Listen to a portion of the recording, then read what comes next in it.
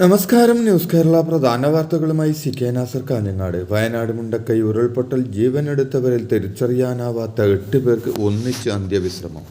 8 പേരുടെ മൃതദേഹങ്ങൾ ഒരുമിച്ച് പുത്തുമലയിലെ ഹാരിസൺ മലയാളത്തിൻ്റെ ഭൂമിയിലാണ് സംസ്കരിച്ചത്.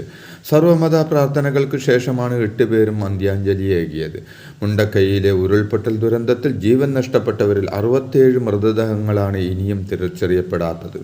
ഇവരിൽ 8 പേരെയാണ് ഒരേ മണ്ണിൽ അടക്കം ചെയ്തത്. നേരത്തെ 67 മൃതദേഹങ്ങളും ഒരുമിച്ച് സംസ്കരിക്കുമെന്നാണ് അറിയിച്ചിരുന്നതെങ്കിലും പിന്നീട് അഴുകിത്തുടങ്ങിയ 8 മൃതദേഹങ്ങൾ സംസ്കരിക്കാൻ ഒടുവിൽ തീരുമാനമായി.